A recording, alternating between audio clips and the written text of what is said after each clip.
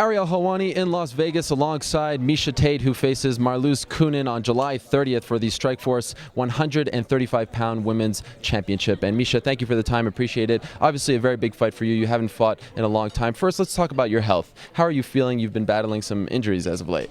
Yeah, it's just a part of training sometimes. You get those injuries, then you have to make the decision whether you can work through them or you can't. And unfortunately, my last knee injury was just too close to the fight, and I had to tear my knee, and just decided that the best thing, after talking to my doctors and everything, would be to postpone the fight. So now, I've done my recovery. I'm back on the road, training and doing all the good stuff that's going to get me ready to win this belt on July 30th.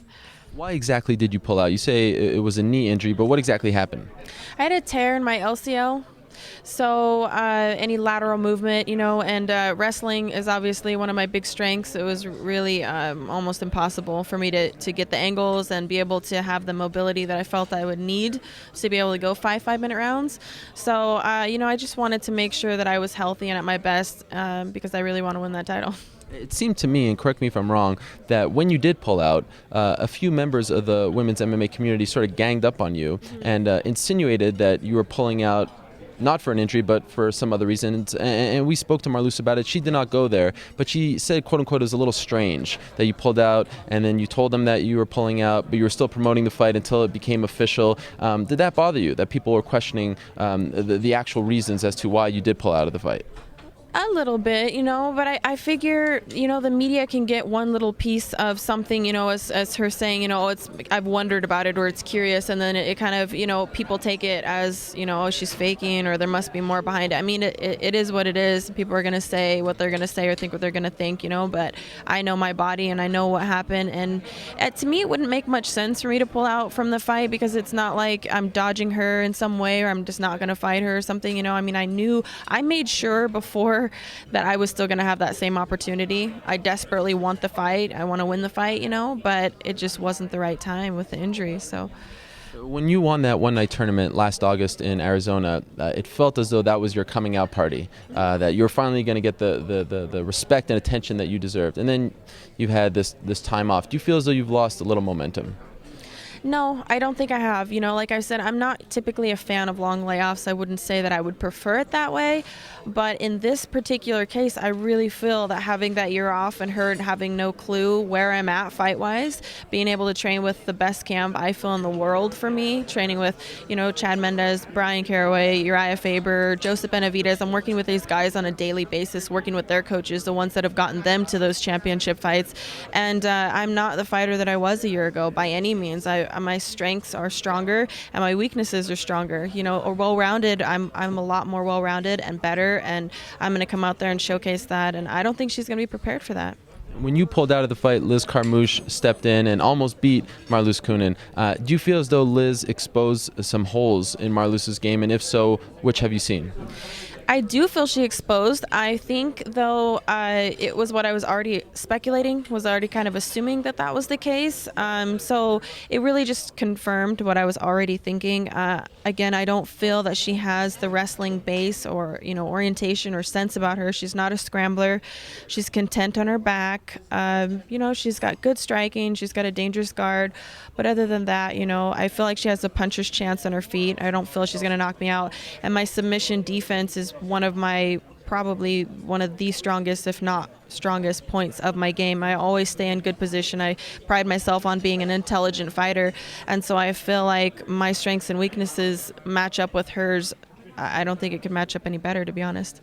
Interesting time for women's MMA, especially with Zuffa purchasing Strikeforce, and it feels as though there's so much pressure on you guys now. A couple weeks ago, Julia Budd fights Deron Dami, and it's like, everyone is basing the future of women's MMA on one fight. That's the first Zuffa fight, and it wasn't such a great fight, so Zuffa's not going to bring back the women. Do you feel that pressure, especially considering the fact that this is a very important fight? It's a title fight. It's the first title fight in Zuffa history for the women. Do you feel that pressure that you really need to put on a great show here to sort of impress them and tell them that you guys do deserve a shot?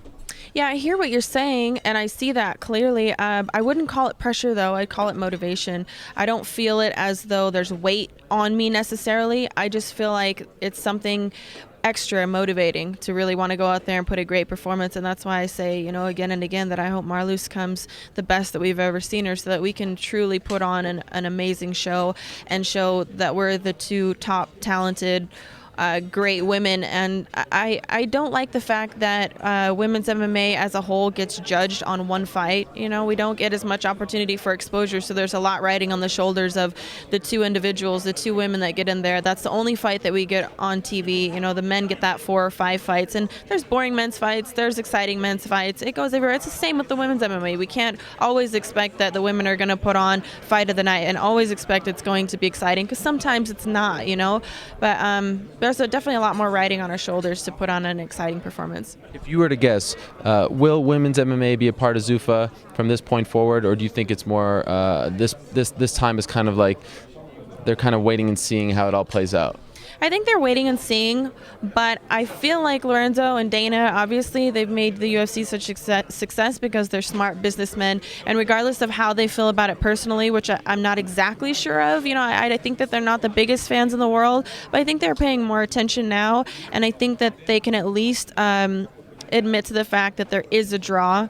It can and will create revenue. Like I said, the Gina Carano Cyborg fight still, the top 3 most viewed fights, and I guess the ratings peaked when Marloes and Liz fought. So people watch it, they like it, they get excitement out of it, and I feel like, given the right push from Zuffa, it could really blow up into something huge. Final question on this: have you had a chance to talk to Sean Shelby, the new Strikeforce matchmaker, about what he thinks of women's MMA and whether it's in his plans for the future?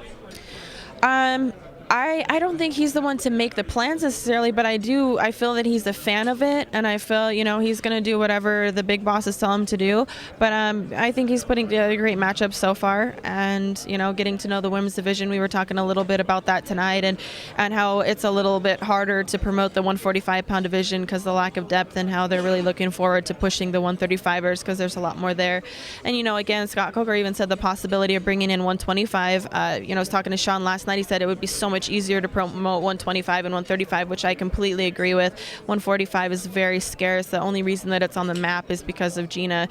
She was really beautiful and successful, but the talent at this point, for the majority, is definitely at 125 and 135. All right, well, thank you for the time. Good luck in a couple weeks. Absolutely. Thank you.